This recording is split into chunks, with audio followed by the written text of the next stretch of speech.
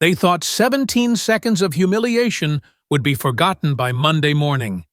They had no idea those 17 seconds would reshape Title IX law across America. The thing about small moments is they're never really small. Not when they happen in front of a crowd. Not when someone presses record. And definitely not when the person it happens to decides they've had enough of staying quiet. Charlotte Walker learned this on a Tuesday afternoon in October. Standing in a Taco Bell in Austin, Texas, surrounded by the kind of after-school chaos that feels endless when you're 17 and just trying to get through another day. She learned it when Benjamin Carter's 6'2" of quarterback confidence and entitled swagger decided her body was his entertainment. But we're getting ahead of ourselves. Because this story doesn't really start in that Taco Bell. It starts in a classroom 27 years earlier, when Charlotte's mother, Linda Walker, was a first-year teacher at this very same high school, learning the hard way that some lessons aren't in any curriculum. Linda was 23 then, fresh out of her education program, full of the kind of optimism that makes you believe you can change the world one student at a time. She taught sophomore English, and she was good at it, the kind of teacher who remembered not just your name, but the story you wrote about your dog, or how you stumbled over certain words when reading aloud, or the day you came in with circles under your eyes because your parents had been fighting again. What Linda didn't expect was Coach Harrison, 45, married. The kind of man who commanded respect because he'd led Westlake to 3 state championships. The kind of man who thought a young female teacher's classroom was his personal hunting ground. It started small. Comments about her clothes, brushing against her in the hallway, accidentally walking into her classroom when she was alone, grading papers after hours. Linda did what most young teachers do. She tried to handle it professionally. She tried to give him the benefit of the doubt. She tried to convince herself she was overreacting. Until the day he cornered her in the supply closet. Linda never reported it. She was 23. Untenured. In a district where football coaches had more job security than presidents. She watched Coach Harrison continue his career for another 15 years, retiring with full honors and a gymnasium named after him. She never spoke about it to anyone, except once, to her daughter. On a night when Charlotte was 15 and came home from school with that particular kind of defeat that only comes from being invisible to the people who matter most in high school hierarchies. "Baby," Linda had said, holding Charlotte on their worn couch in their modest duplex. "Sometimes, the only way to stop the noise is to make a bigger noise." Charlotte didn't understand then. She thought her mother was talking about standing up to the mean girls who excluded her from lunch tables, or the boys who acted like she didn't exist unless they needed homework answers. She had no idea her mother was preparing her for war. 2 years later, standing in that Taco Bell, Charlotte would remember those words. But first, she had to understand what she was fighting against. Westlake High School sat on 43 acres of prime Texas real estate, all red brick and Friday night lights glory. Walking through its halls was like walking through a shrine to athletic achievement. Trophy cases lined every corridor. Banners hung from every ceiling. And photographs of championship teams covered every available wall space. The message was clear: if you could run fast, throw far, or tackle hard, you mattered. If you couldn't, you were background noise in someone else's story. Charlotte Walker was definitely background noise. 5'4", brown hair that refused to do anything interesting, the kind of smart that made teachers love her and classmates ignore her. She worked 20 hours a week at the local library, saved every penny for college, and had already filled out 17 scholarship applications, even though it was only October of her senior year. She ate lunch alone most days, not because she couldn't find people to sit with, but because she'd learned that sitting alone with a book was better than sitting with people who made you feel alone anyway. She had exactly one close friend, Isaac Anderson, who was gay in a Texas high school and therefore understood something about being invisible to the people who mattered. Isaac was also the closest thing Westlake had to a tech genius, while other kids were posting selfies and following drama on social media. Isaac was learning code, building websites, and understanding how information moved in the digital age. He was the kid who could hack into the school's Wi-Fi, not to cause trouble, but because he was bored and wanted to see if he could do it.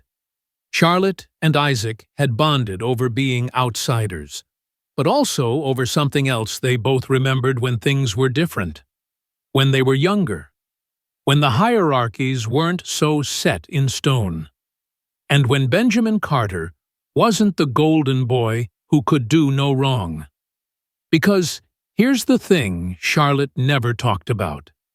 The thing that made seeing Benjamin every day feel like walking around and with a small knife in her chest, they used to be best friends. 2nd grade through 5th grade, Charlotte and Benjamin were inseparable. They built forts in his backyard, shared their Halloween candy, promised each other they'd be friends forever. Benjamin was the kid who stood up to older boys when they picked on Charlotte. Charlotte was the kid who helped Benjamin with math when numbers got jumbled in his head. They had a pact. 7 words that felt like a blood oath when you're 9 years old. We'll always protect each other, no matter what.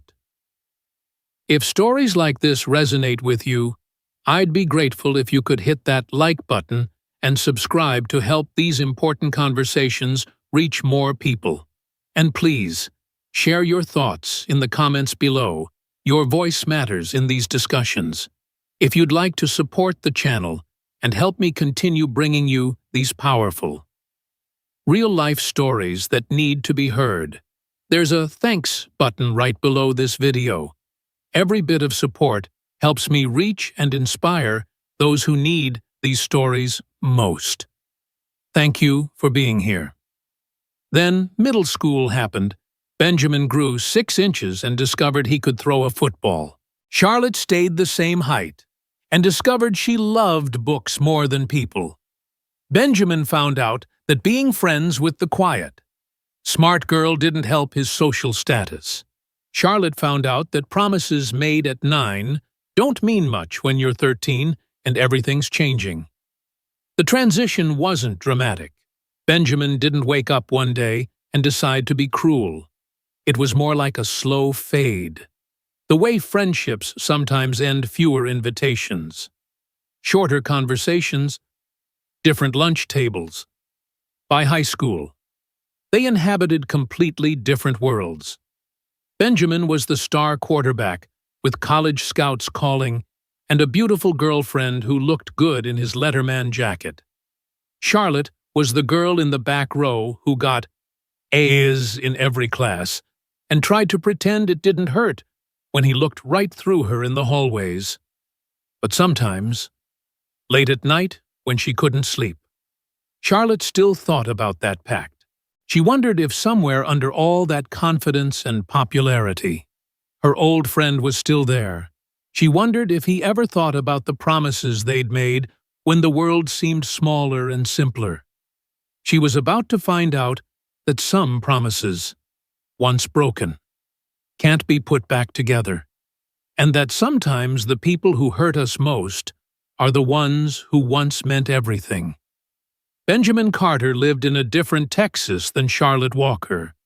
His Texas had manicured lawns and college recruitment letters, and a father who'd played 3 years in the NFL before a knee injury ended his dreams and turned him into the kind of dad who lived through his son's accomplishments. Robert Carter had been a running back for the Dallas Cowboys. 3rd string, the kind of player whose name casual fans never learned. He'd been good enough to make the team, not good enough to be great. And that difference had haunted him for 25 years. Now he owned 3 car dealerships across Austin and poured all his unrealized athletic ambitions into his son. Benjamin felt that pressure every day. It lived in his shoulders, in the way his father's eyes followed him during games, in the conversations about reaching his potential and not wasting his gifts. Benjamin was good, very good, but in Texas, high school football, good isn't enough. You have to be great. You have to be the kind of player who gets full rides to places like Texas A&M or UT. And lately, Benjamin wasn't sure he was great enough. The college scouts who'd seemed so interested junior year were asking harder questions now. They wanted to see more leadership, more consistency, more of whatever indefinable quality separated the kids who got scholarships from the kids who peaked in high school. Benjamin felt it slipping away sometimes. The future his father had planned for him. The future that was supposed to make up for everything Robert Carter hadn't achieved. So Benjamin did what a lot of 17-year-old boys do when they feel powerless. He found ways to feel powerful.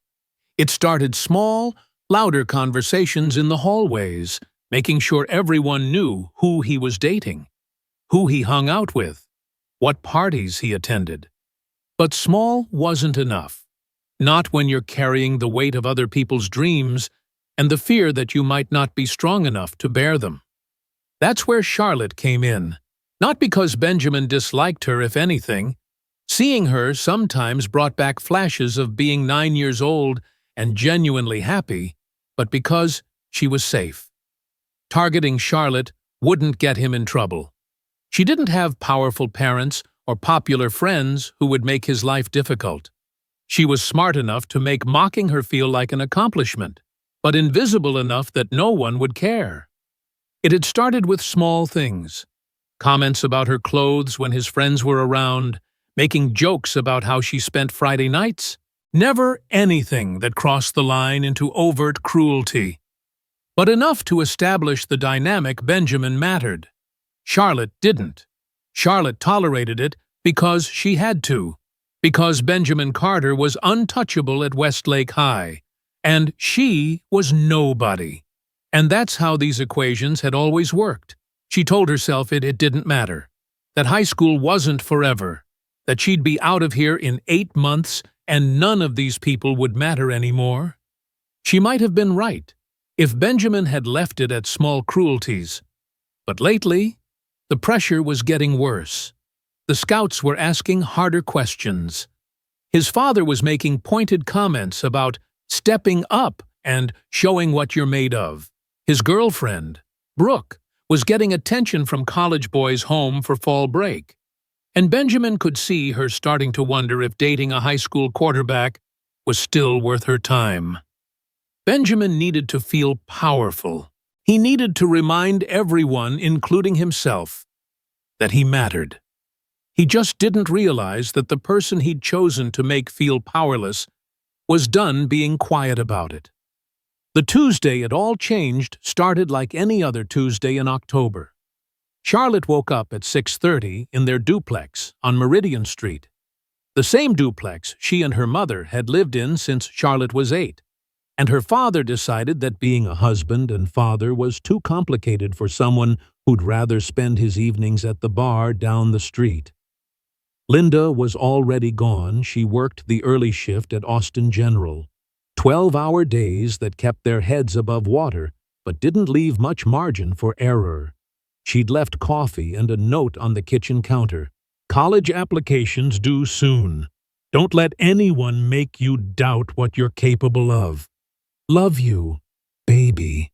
Charlotte smiled at the note, pocketed it, and headed to school in her mother's 15-year-old Honda, the one with the passenger door that stuck and the radio that only picked up AM stations. She parked in the back row of the student lot, the section reserved for kids whose cars weren't worth stealing, and walked through the main entrance of Westlake High under banners that read, "Go Wildcats" and "State Champions 2019 2021-2022. First period was AP Literature with Mrs. Benedict, where they were discussing The Crucible and the way fear makes ordinary people do terrible things. Charlotte loved this class, loved the way words could capture truths that were too complicated for regular conversation, loved the discussions that made her feel like her thoughts mattered. Mass hysteria, Mrs. Benedict was saying, doesn't require evil people. It just requires people who are afraid to stand alone. Charlotte wrote that down in her notebook, not knowing she'd remember it 6 hours later when she was standing alone in a Taco Bell, surrounded by people who were afraid to do the right thing. Second period was AP History. Third was Calculus. Fourth was Chemistry Lab, where she partnered with Isaac Anderson, and they talked quietly about college applications and scholarship deadlines, and whether it was worth applying to schools they couldn't afford. You should apply anyway, Isaac said, measuring some solution whose name Charlotte had already forgotten. You never know what kind of financial aid they might offer. Easy for you to say, Charlotte replied. Your parents can actually help with college costs. It wasn't entirely fair. Isaac's parents were comfortable, but not wealthy, and they'd made plenty of sacrifices to save for his education. But Charlotte was sensitive about money, about being the kid who worked 20 hours a week while other kids worried about which AP classes would look best on their applications. Sorry, she said immediately. That wasn't fair. It's okay, Isaac said. But seriously, Charlotte, don't count yourself out before you even try. Lunch was the usual routine. Charlotte found a quiet table in the corner of the cafeteria, opened her book, and tried to ignore the chaos around her. The popular kids held court at the center tables, their conversations loud enough to carry across the room. Benjamin sat with the other football players, his Letterman jacket draped over his chair like a throne, his girlfriend Brooke leaning against his shoulder while she scrolled through her phone. Charlotte had perfected the art of being invisible during lunch. She'd learned exactly where to sit to avoid drawing attention, how to angle her body so she couldn't see Benjamin's table, how to lose herself in whatever book she was reading until the bell rang and she could escape to the library for her free period. But today, something was different. Maybe it was Mrs. Benedict's words about standing alone. Maybe it was her mother's note about not letting anyone make her doubt herself. Maybe it was just the accumulation of 1,000 small humiliations finally reaching critical mass. Today, when Benjamin's voice rose above the cafeteria noise, some people actually think they're going to matter after high school. Charlotte looked up from her book. Their eyes met across the crowded room. For just a moment, she saw something flicker in his expression, recognition, maybe even guilt. The ghost of 2 9-year-olds who'd promised to protect each other forever. Then Brooke said something, and Benjamin laughed, and the moment was gone. But Charlotte kept looking. For the first time in years, she didn't look away first. Benjamin felt it too, that moment of connection. It bothered him more than he wanted to admit, because looking at Charlotte, really looking at her, not through her, reminded him of things he'd spent 4 years trying to forget. Building forts in his backyard, sharing candy on Halloween, the way she'd helped him with fractions when numbers got all turned around in his head. The promise they'd made. After lunch, Charlotte went to the library like always. She had 2 free periods on Tuesdays and Thursdays, which she usually spent doing homework or reading or sometimes just sitting quietly in the stacks where no one bothered her. The librarian, Mrs. Foster, had become something like a friend over the years. She saved new books for Charlotte, recommended authors she might like, and never asked too many questions about why a 17-year-old spent so much time alone with books instead of socializing with other kids. Today, Charlotte couldn't concentrate on her calculus homework. She kept thinking about that moment in the cafeteria, about the look in Benjamin's eyes, about the way her heart had jumped when they made eye contact. She was angry at herself for still caring what he thought, for still hoping that somewhere under all that popularity and cruelty, her old friend might still exist. She was so lost in thought that she almost missed the conversation happening one aisle over.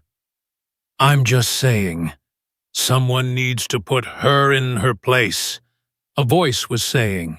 Charlotte recognized it Brooke, Benjamin's girlfriend. "She's been acting like she's better than everyone lately." "Who are we talking about?" another voice asked. Ashley? Probably. Or Madison, one of the interchangeable popular girls who traveled in Brooke's orbit. Charlotte Walker, that weird girl who's always reading. She looked at Ben during lunch like she knew him or something. Charlotte's blood went cold. She pressed herself against the stacks, trying to disappear, trying to become invisible again. "I mean, who does she think she is?" Brooke continued.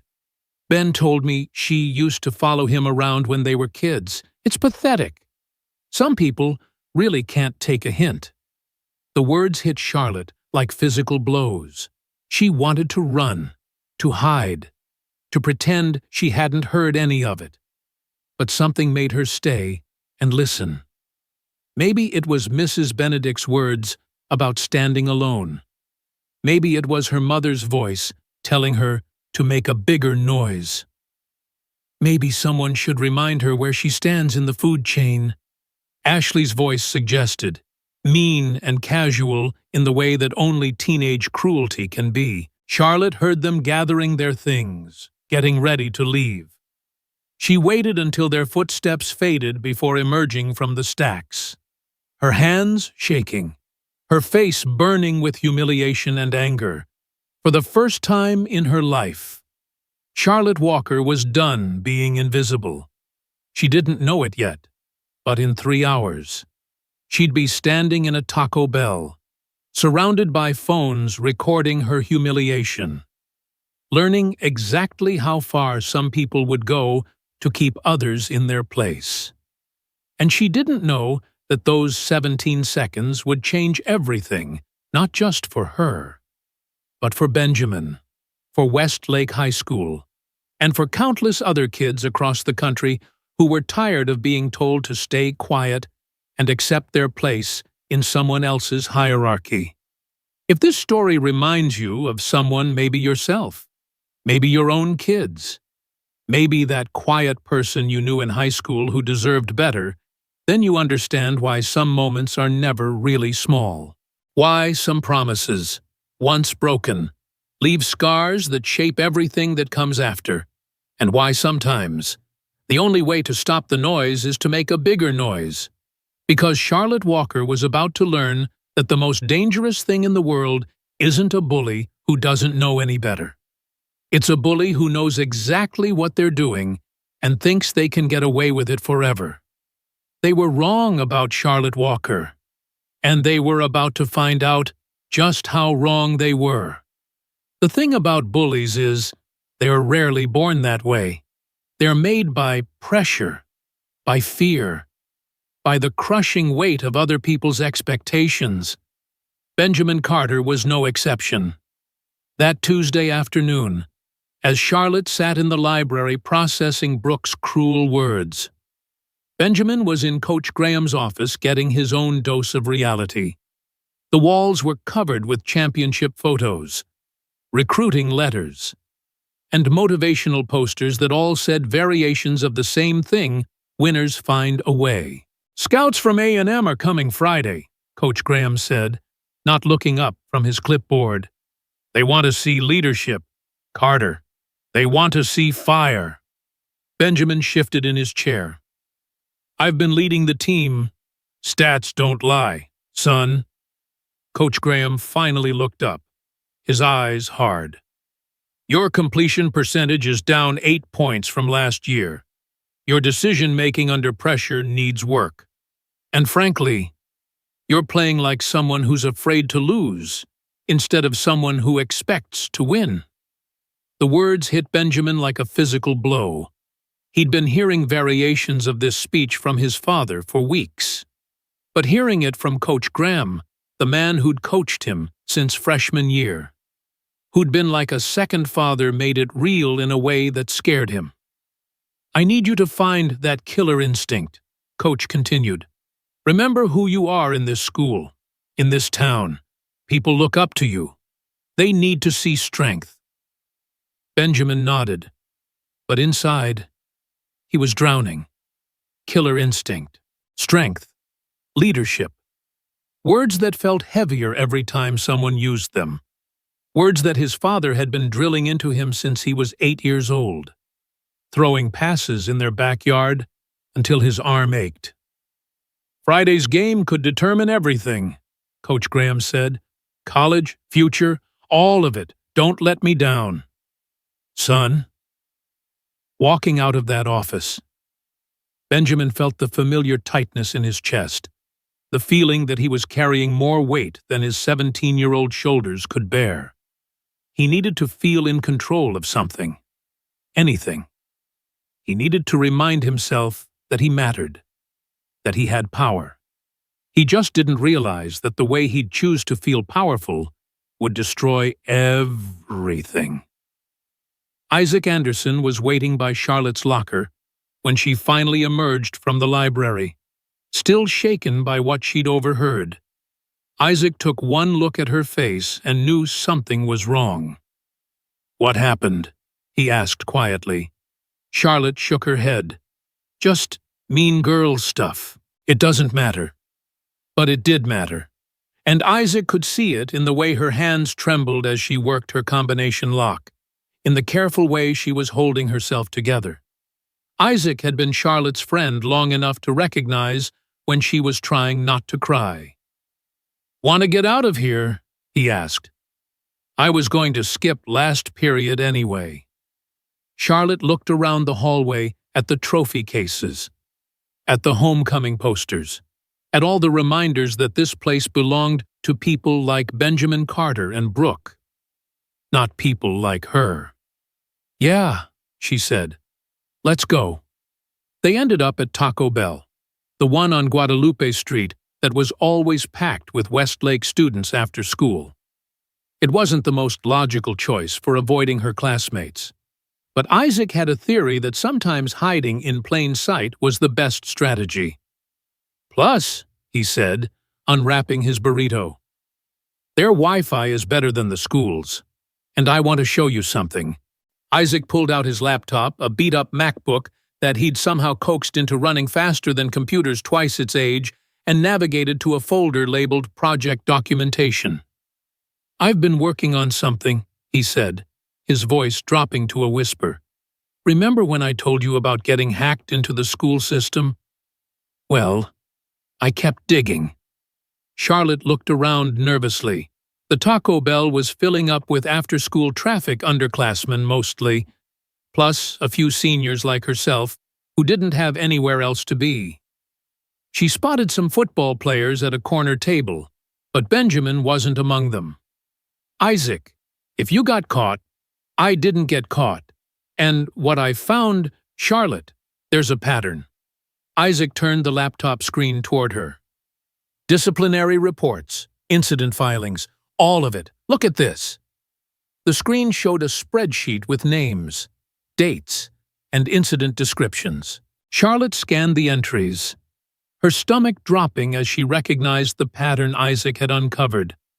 Sexual harassment incident, football player, case closed, insufficient evidence, assault allegation, basketball player, victim withdrew complaint, inappropriate touching, football player, resolved through counseling, 12 cases over 3 years, all involving athletes, all buried or dismissed. "This is," Charlotte started, then stopped. She didn't have words for what this was.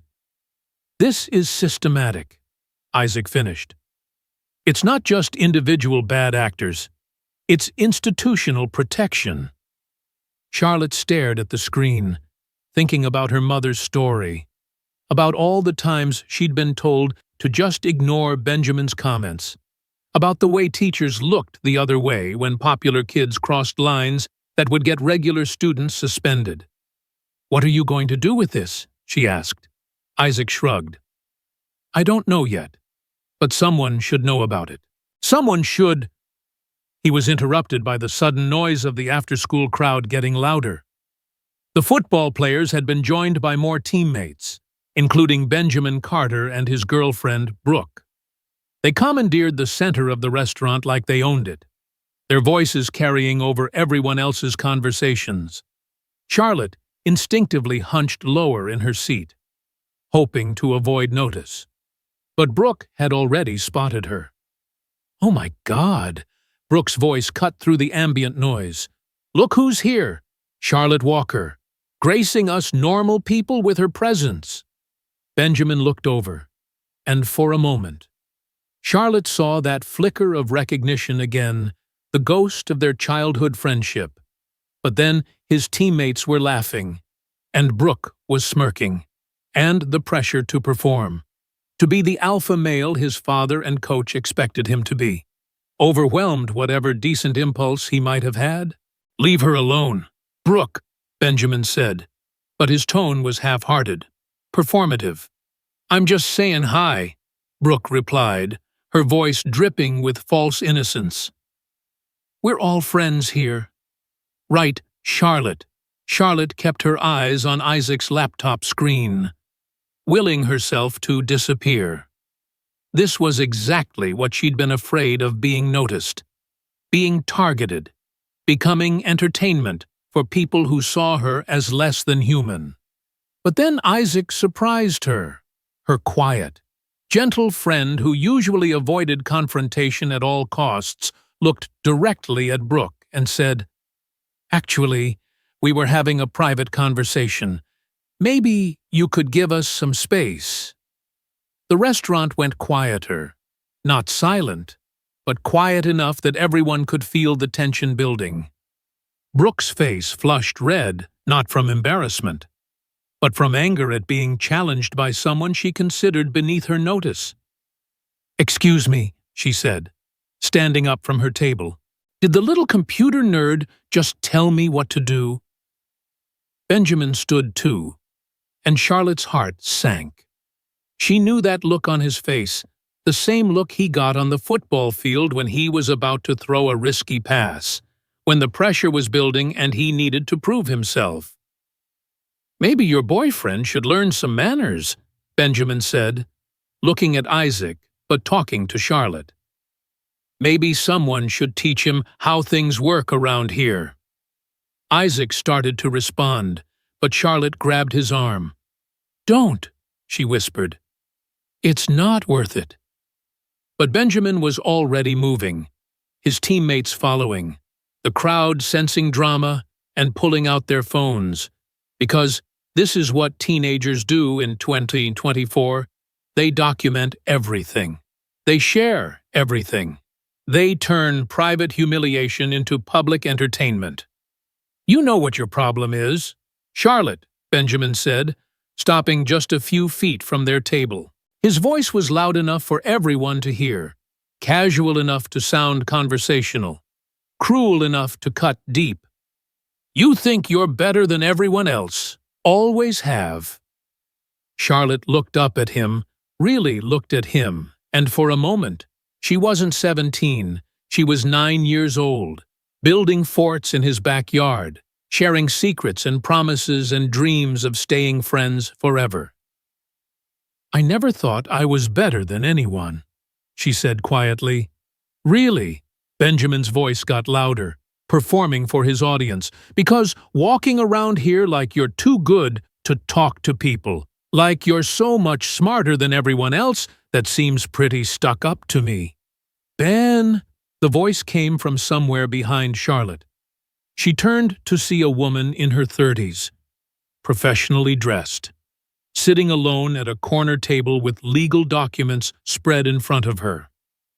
"Maybe that's enough." Benjamin glanced at the woman, irritated by the interruption. "Sorry, lady, but this doesn't concern you." The woman, Diana Reynolds, though Charlotte didn't know her name yet, looked directly at Benjamin with the kind of steady gaze that had faced down hostile witnesses and intimidating judges. Actually, it does concern me. What you're doing right now, it's called harassment and creating a hostile environment, both of which are illegal. Benjamin laughed, but it sounded forced. It's just talking, freedom of speech and all that. Freedom of speech doesn't protect harassment, Diana replied calmly. And what you're doing, intimidating a young woman in a public place, while your friends record it, that's textbook harassment. Charlotte felt something shift in the room. The crowd was still watching, phones still recording. But now they were recording something different. Not just teenage drama, but an actual adult calling out behavior that everyone had been conditioned to accept as normal. But Benjamin was 17 and under pressure and surrounded by friends expecting him to maintain his dominance instead of backing down. He doubled down. "You know what?" he said, turning back to Charlotte. "Maybe someone should remind you where you actually stand around here." What happened next took 17 seconds. 17 seconds that would be watched by millions of people, analyzed by legal experts, and cited in Title IX reform legislation across the country. Benjamin reached across the table and yanked hard on Charlotte's bra strap through her shirt, pulling it away from her body and letting it snap back with enough force to leave a mark. The sound it made, the sharp snap, followed by Charlotte's gasp of pain and humiliation, was captured by at least 6 different phones. "There," Benjamin said, grinning at his audience. "Now everyone knows what's under all that attitude." The room erupted. Half the kids laughed and cheered. The other half pulled out their phones to record reactions. Isaac stood up, his face white with rage. But before he could say anything, Diana Reynolds was on her feet. "That," she said, her voice cutting through the chaos like a blade, "was sexual assault in front of witnesses while being recorded." Benjamin's grin faltered. It was assault," Diana repeated. "And harassment, and creating a hostile environment based on gender, all of which are federal crimes when they happen to students." Charlotte sat frozen, one hand pressed to her chest where her bra strap had left a red mark, tears of pain and humiliation streaming down her face. She couldn't believe it had happened. She couldn't believe it had happened in front of everyone. She couldn't believe it had been recorded. But most of all, she couldn't believe that Benjamin, her Benjamin, the boy who'd once promised to protect her, had been the one to do it. "Charlotte," Diana said gently, approaching their table. "My name is Diana Reynolds. I'm a civil rights attorney, and if you want to press charges against him, I'll help you do it." The room had gone completely silent now. Everyone was staring at Charlotte, at Benjamin, at the lawyer who'd just turned their casual entertainment into something serious and scary and real. Charlotte looked at Isaac, who nodded encouragingly. She looked at Benjamin, who was starting to realize that this might be bigger than he'd intended. She looked at all the phones still recording, still waiting for her response. And then she remembered her mother's words. Sometimes the only way to stop the noise is to make a bigger noise. Charlotte Walker stood up, wiped her eyes, and looked directly into the camera of the phone closest to her. "Yes," she said, her voice stronger than she felt. "I want to press charges." What happened next would make national headlines, not just because of what Benjamin had done, but because of what Charlotte chose to do about it. Because sometimes, when someone decides they're done being silent, the whole world stops to listen. And sometimes, 17 seconds of cruelty can change everything for the victim, for the perpetrator. and for everyone watching who finally understands that silence isn't just complicity, it's surrender. The phones kept recording as Diana Reynolds handed Charlotte her business card, as Isaac packed up his laptop with its damning evidence. As the crowd slowly realized, they hadn't just witnessed typical high school drama, they'd witnessed the moment when someone decided to fight back. By the time Charlotte walked out of that Taco Bell, the videos were already uploading. By morning, they'd be viral. By the end of the week, they'd be evidence in a federal lawsuit that would reshape how schools across America handle sexual harassment. But that night, as Charlotte sat in her mother's arms in their small duplex, telling the story through tears and rage and determination, all she knew was she wasn't going to be invisible anymore.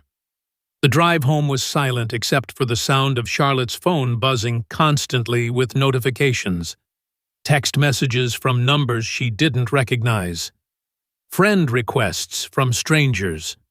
The videos were spreading faster than either she or Isaac had anticipated.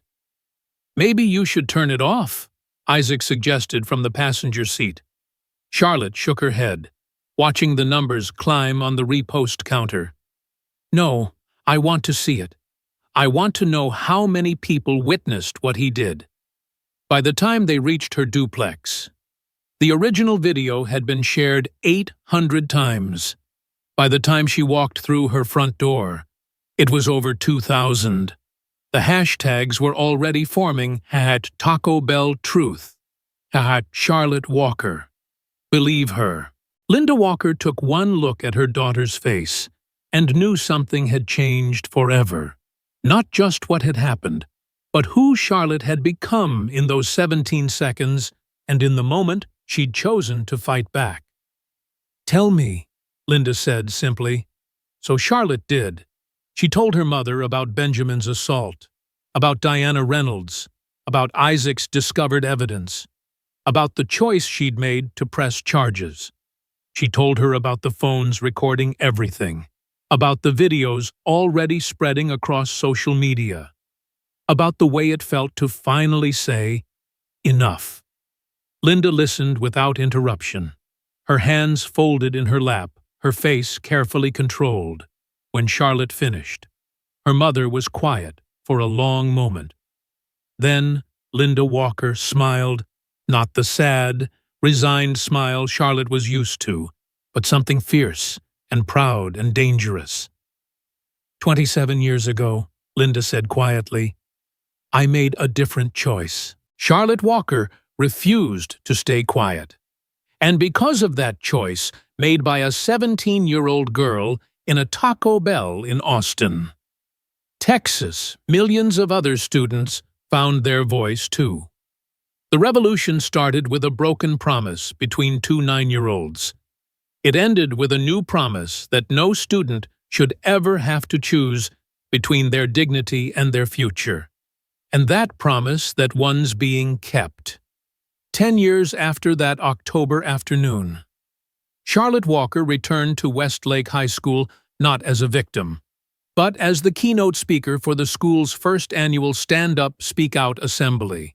She stood on the same stage where championship banners had once hung alone, now sharing space with academic achievement awards and character recognition displays. The audience was different too, a mix of students, parents, teachers, and community members who understood that a school's greatness wasn't measured only in touchdowns and trophies. In the front row sat Linda Walker, now Dr. Walker, the district's Director of Student Safety and Inclusion.